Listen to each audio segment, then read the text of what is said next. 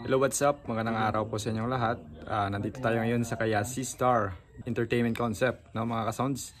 So magte-testing tayo mamaya at abangan po ninyo yung second or third tour, no, ng kanyang mga gamit o kanyang speaker. So abangan po ninyo mga ka-sound.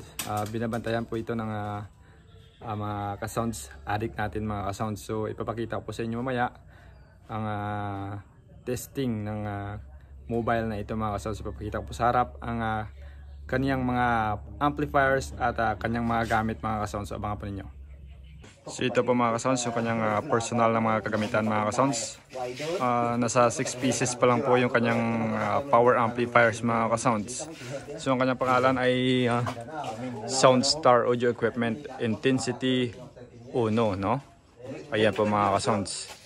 So wala pong nakalagay dito na wattage, mga ka-sounds, kung ilang watts po ito, mga sounds. So naka digital display yung voltage. Ayan po mga ka-sounds.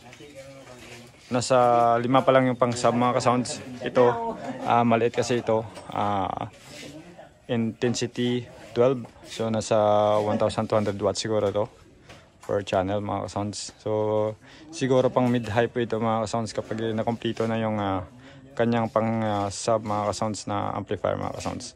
So ito po yung kanyang itsura. So mahaba, mga ka-sounds.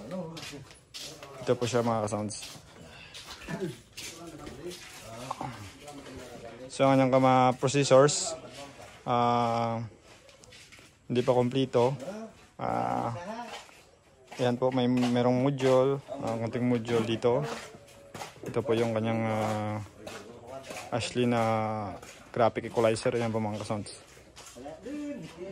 So ito lang muna yung ginagamit yung mid-high, mga ka-sounds. Band 3 na 6,000 at 2,800. At ito po yung kanyang pang mid-high, 1,400 po na band 3.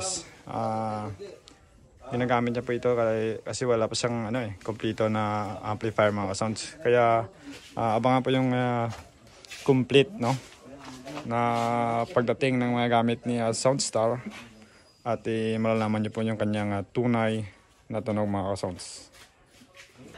So ito po yung mid-high ni C-Star at kanyang 12 subs, mga ka-sounds. Hindi pa kompleto. Nasa 12 sub pa lang yung kanyang speaker, mga ka-sounds, at mid-high niya kompleto na. So ito yung kanyang itsura, made by Tsunami Soundworks, no? So gustong kumontak, kontakin niya lang si Tsunami Soundworks, mga sounds. Sa kanya pinagawa tong mga mga boxes ni C-Star Entertainment Concept. So abangan po natin, mga ka-sounds, so likod. So ito po siya, no? Malaki din. D21 kasi. So ayan po yung kanyang itsura, mga ka-sounds. So ito po, mga ka-sounds, yung kanyang likuran, mga ka-sounds. So bago lahat ng kanyang mga speak on, ayan po yung kanyang mga wires, nakataging po. So napakaganda. Solid talaga, mga ka-sounds, yung pag-set up ng kanilang mga wire. Ayan po.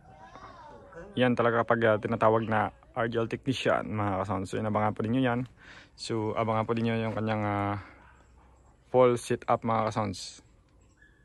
Ayan po, mga ka-sounds.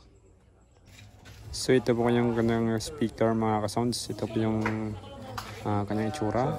Nasa 6,000 RMS o watts for layer magnet. Ayan po yung mga napakakapal na magnet ni SoundStar.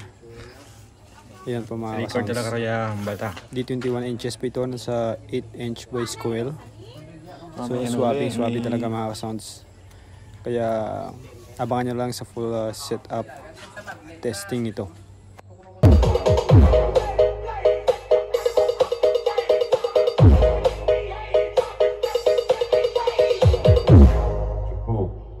Tes suara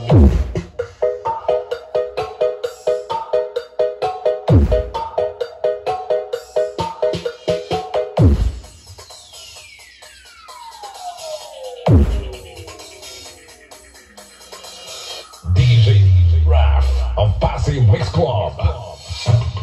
Yep.